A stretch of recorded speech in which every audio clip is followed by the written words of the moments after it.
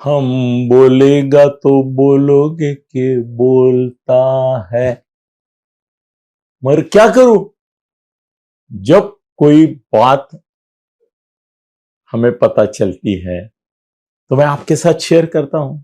करना ही चाहिए, नहीं तो आप मेरा वीडियो क्यों देखेंगे? हजारों वीडियो मार्केट में आते हैं रोज।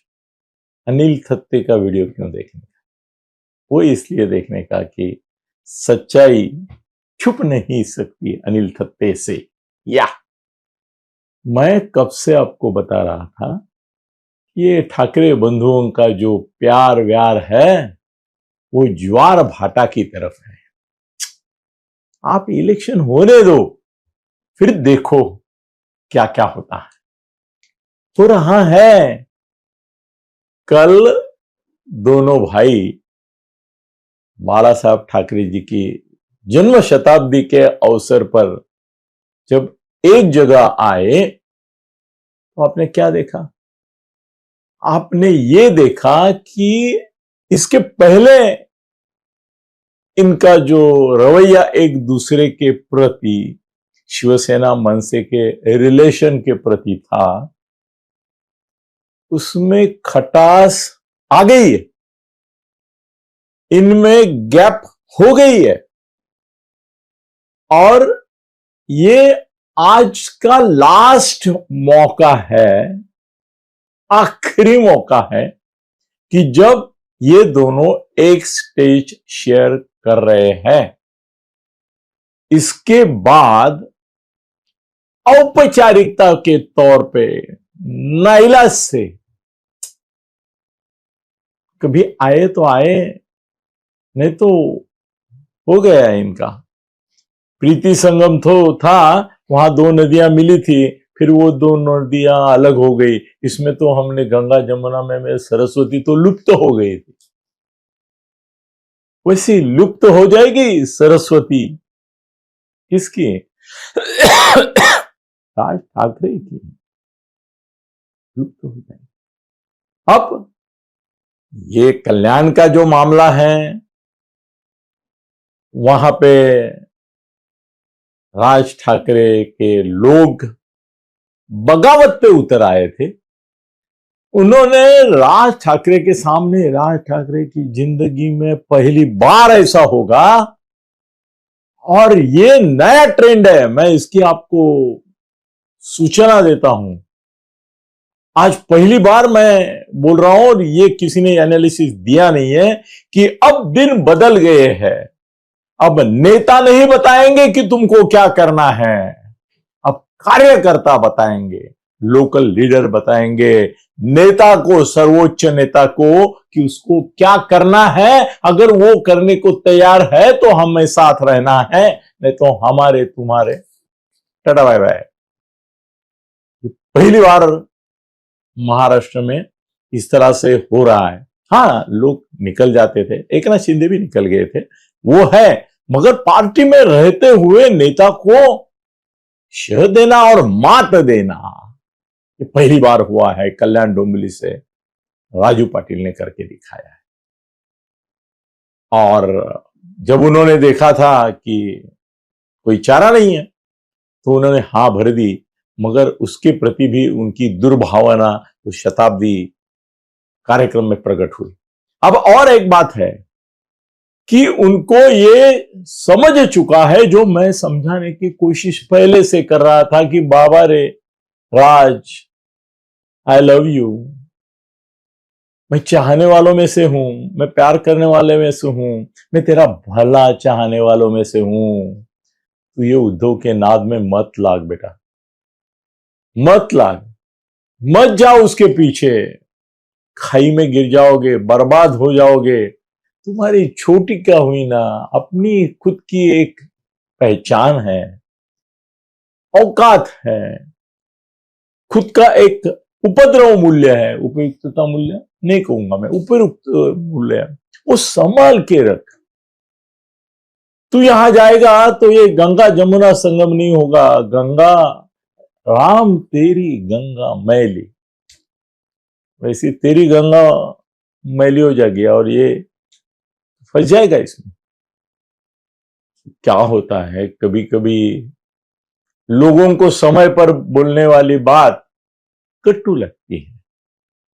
तो कौन वाला सांगणार, वो कौन होता है मुझे बताने? मेरे को अकल नहीं है क्या? मैं समझता नहीं है क्या?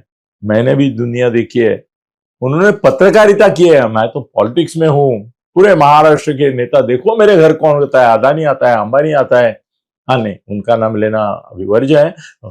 फडणवीस आता है, शेलार आता है, शरद पवार साहब आते, कौन नहीं आता? मुझे सिखाएंगे आप? भाई संस्कृत में एक सुभाषित है, बालादपि सुभाषितम ग्राह्यम, मतलब बच्चे ने भी कोई अच्छा सुभाषित बोला तो सुन लेना चाहिए, उसका पालन करना चाहिए। मैं तो कितनी उम्र का हूं, तुम्हारे से 20 साल ज्यादा देखी है मैंने दुनिया। और तू जब उभर के आ रहा था तो मैं तेरे साथ था, मैं जानता हूं तेरे स्ट्रेंथ और वीकनेस, इसलिए मैं बोल रहा था कि उद्धव से सावधान। नहीं माना, अब हो रहे दूर। अब मैं बोल रहा हूं कि उद्धव और राज का ये क्या है ना, तुम्हारा तलाक लेने से पहले और तलाक तलाक 3 बार बोलने से पहले उसके पूर्व लक्षण दिखते हैं। रात होने वाली है तो अंधेरा छाने लगता है, वो अंधेरा छाने लगा है, ये मैं बोल रहा था पिछले कुछ दिनों से, अब वो अंधेरा दिखाई देने लगा है। राज ठाकरे ने उद्धव ठाकरे को छोड़ने का मन ही मन निर्णय कर लिया है, मैं बताता हूं। और कोई पर्याय भी नहीं था उनको। अभी उनको समझ में आया था कि उद्धव के साथ रहना मतलब डूबना है, वो खुद डूब रहा है। सनम तुमको भी ले डूबेंगे, ऐसी उसकी धारणा दिखाई दे रहा है, तो छोड़ना है। अब मैं इस बात के लिए छोटा सा आपसे डिस्कशन करना चाहता हूं, कमेंट खोलिए, आप जरूर आपका क्या इसके बारे में राय बताइए।